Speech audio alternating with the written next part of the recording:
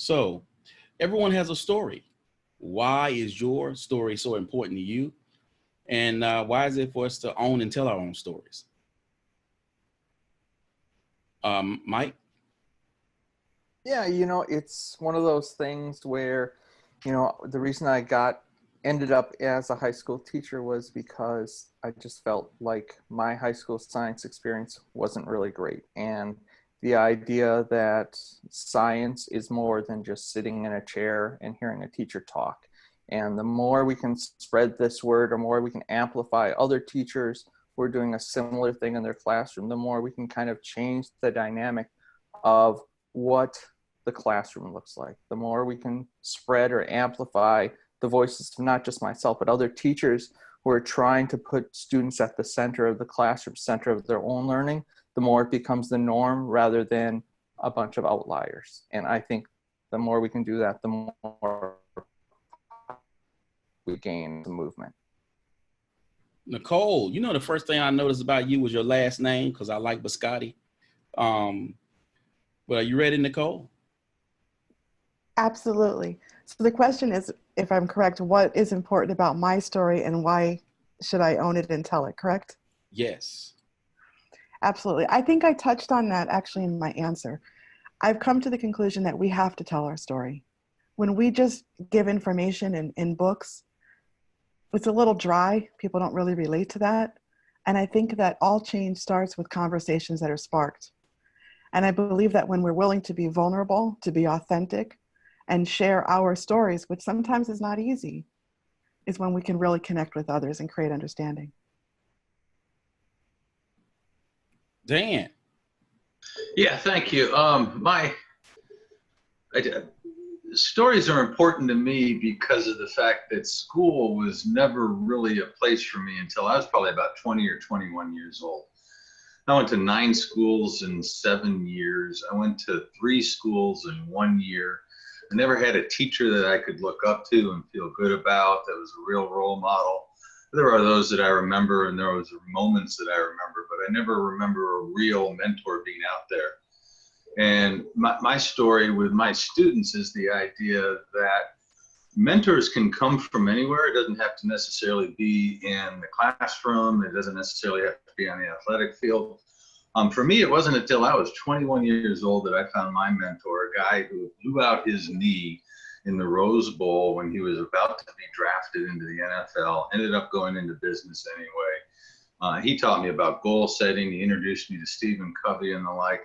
And it's important for me that students hear the idea of find somebody out there that you can connect with and relate to, you can be vulnerable with, you can call up and just say, hey, I'm having a problem, or call up and say, I'm having a great day.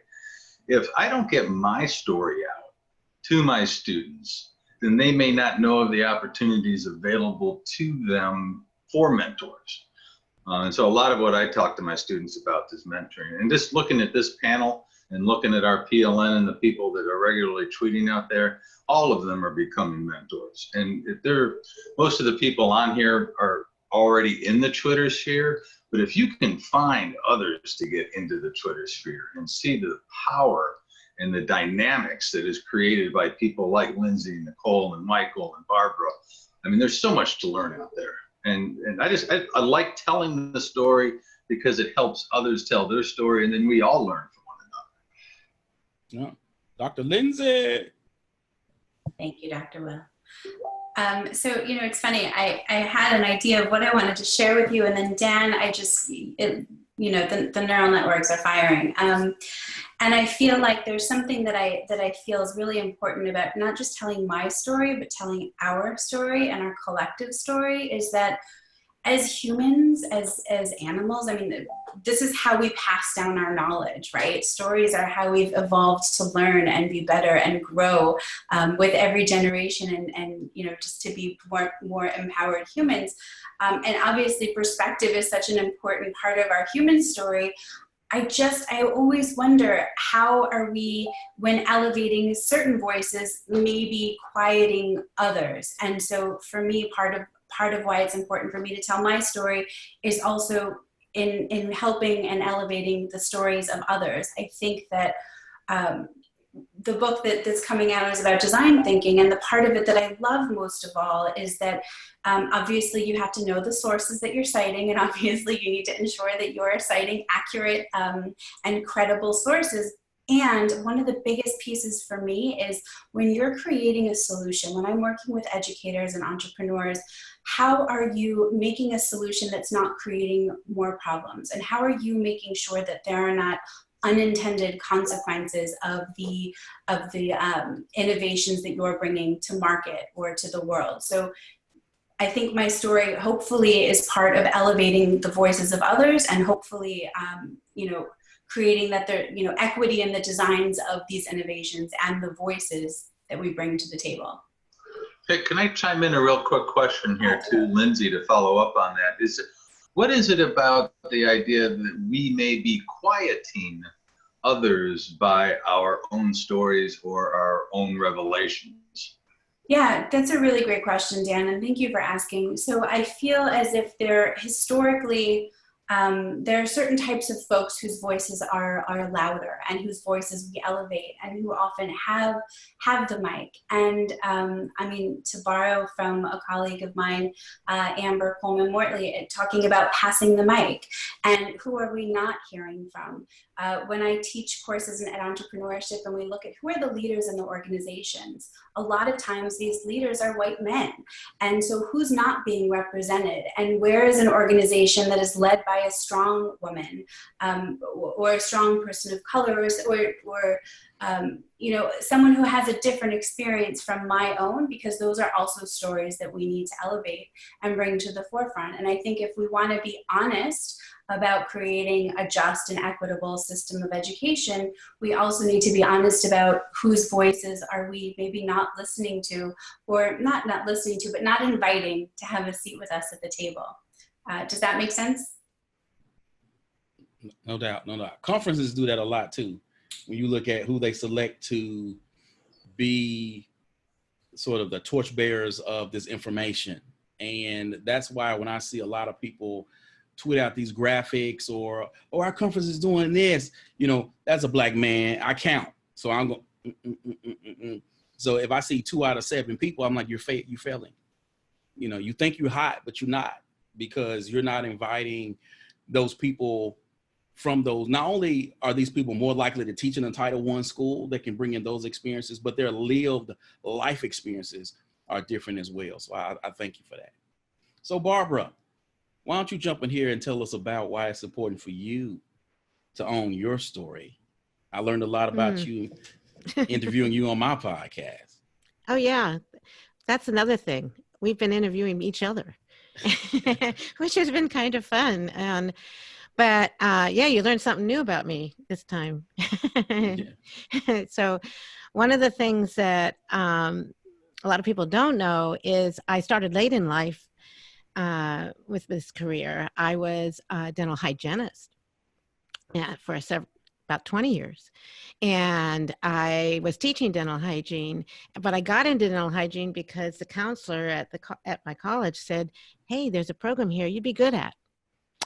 And I didn't have enough confidence in myself to do what I really wanted to do, which was teaching, and went into it and did that. And it was a great field to do, when you're raising children and everything, but it wasn't my passion. It wasn't what I wanted to do.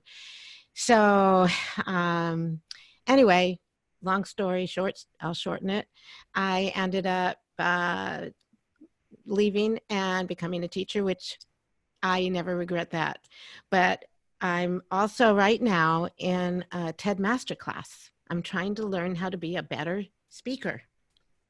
And one of the things they asked us to do is do a through line. What is your story? How are you going to tell your story? So I started thinking about several times in my life, I didn't follow my passion. I just kept doing what someone said you're good at, or where there was some money over here. I didn't believe in me enough to do something I love. And so my through line is don't rent someone else's story, own your story and tell it. You like it, Lindsay? Like it? Yeah. And so that's my through line for my talk, my book that I'm writing. And people are telling stories in my book and also on the podcasts about second careers or having issues where they're not aligned with the mission or vision of the district they're in, and or whatever organization they're in, and some things that I'm hearing and I'm thinking, how do we get that back so we live our story? How do we do this so we can tell it and not feel bad, like we're not bragging, we're really sharing? And teachers are afraid to get out there and share because they think, well, I'm boasting or someone might get upset at the district or the school. I tell you, you're the best person to tell your story. So that's why I do what I do. And I've gotten in a lot of trouble, but I'm okay about that. I'm still here.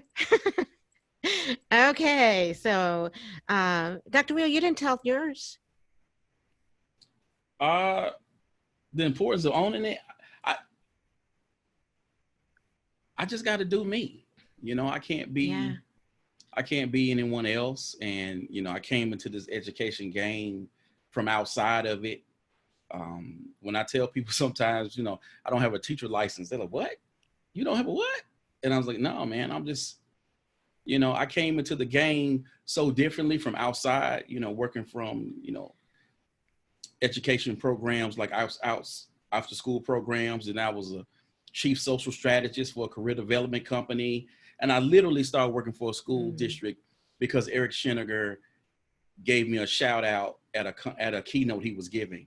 He was literally saying, this is my guy, Will. Anything you want to know about Google, give him a holler. And I did this to the crowd. And the tech director at the time, I said, hey, man, you need to give me a job. And he said, yeah, I will. And 2 weeks later, I started working for the district. So that's how I became an instructional technologist, oddly enough. But you only can be yourself, and trying to be anyone else is just foolish. And quite honestly, it's exhausting.